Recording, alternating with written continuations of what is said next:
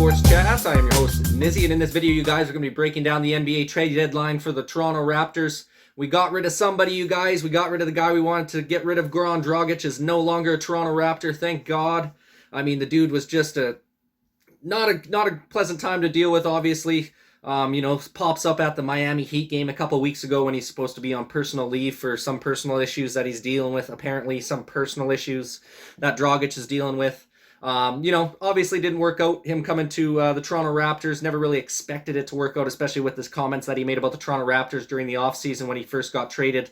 Obviously in that trade that sent Kyle Lowry to the Miami Heat, basically saying that, he had more ambitions and wanted to play for the Toronto Raptors. And instead, the dude just chose to stand on the sidelines for most of the season so far. Thank God we were able to get rid of this guy, ship him off to the San Antonio Spurs for what I think is a pretty decent haul, you guys, for the player that we were sending away. At least we're getting rid of that $19 million cap hit. Getting a decent veteran role player in return in Thaddeus Young. Got a young player in Eubanks that the Raptors have already released. And then we also got a 2022 second-round pick via the Detroit Pistons for that trade as well. And then we sent a protected first-rounder over to the Spurs.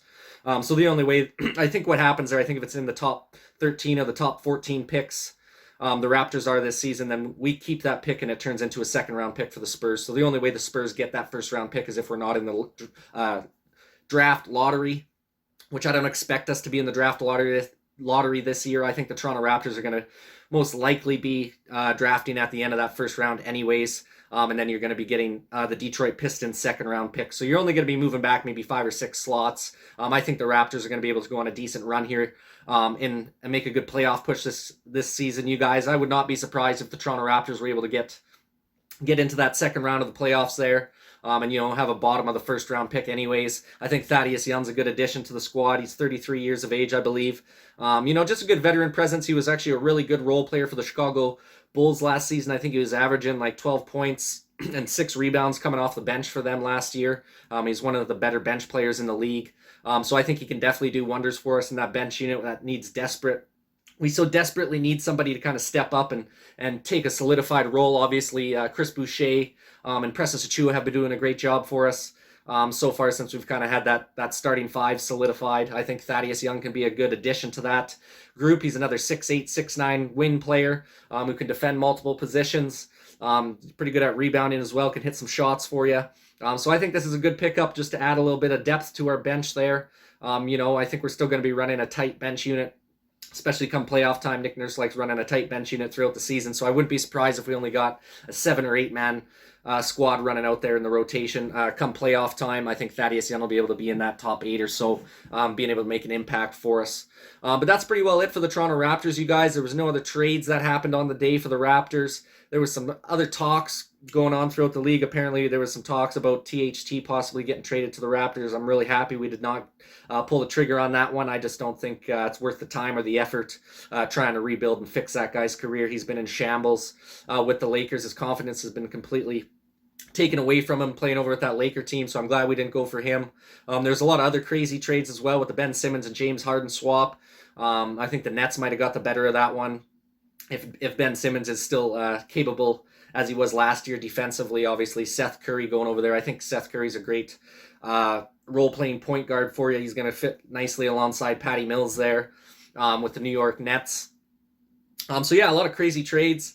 Some big-time moves. Obviously, Sabonis as well. Earlier in the week, you guys went over to the Sacramento Kings. Obviously, the Raptors didn't get a center. In this one, we were hoping for maybe Miles Turner. Maybe Moses Brown as well from the Dallas Mavericks. He's obviously didn't get traded either on this deadline here. So it seems like we're going to kind of stick with the team that we got heading down the stretch here, you guys. Didn't make a lot of big-time moves. I just don't really think there was a lot of big-time moves for the Toronto Raptors to be made this season unless you're willing to give up big-time players.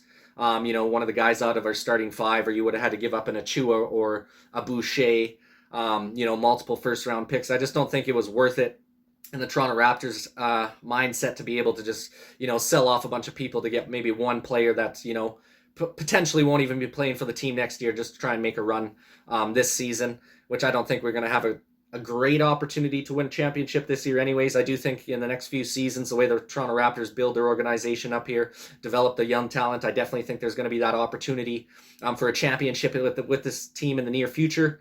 But this year, I'm just hoping the boys can make it to the playoffs, have a little run in the playoffs, try and get through the first round, see if we can make some noise in that second round, and then go from there. I think this is going to help us getting Thaddeus Young in there. We'll have to see who's on the buyout market over the next couple weeks, if there's possibly a center that we can pick up, just to kind of add a little more depth to the squad. Like I said, I don't think you're going to be able to find a starting center in the buyout market, but even if you can find some decent role players to just kind of fill out that bench squad a little bit more, I think the Raptors will be just fine. But that pretty well wraps up for this video, you guys. I just want to come out with a quick one, kind of talking about the Goran Dragic trade. Just got off work here, and just want to have a little conversation with you guys about the trade, kind of give you my 2 cents on it there. Would love your guys' opinion in the comment section down below. Do you think the Raptors won this trade, or do you think the Spurs bested us in this one? Personally, I think the Raptors did a good job here. I don't think we had to give away too much to get rid of Goran Dragic. Not too concerned about the protected first-round pick, especially with all the young up-and-coming talent we have on our roster already. That's going to be, progressing and getting better over the next couple of seasons. So I think it's a decent haul. You got a good veteran presence in Thaddeus Young. A guy who's going to give good effort out there, maybe can make an impact coming off the bench for you. But other than that, you get rid of the salary of Goran Dragic, and you get rid of a guy who has helped the squad zero this season. Doesn't even want to be a part of the team, so we needed to get rid of him anyways. So in my opinion, decent trade. I think the Raptors got the best of it in this one. Obviously, like I said, there wasn't a lot of other big trades for the Toronto Raptors here, you guys. But I like the way the squad's looking right now. I like the way we've been playing lately. Obviously, we're on a 7-game win streak right now.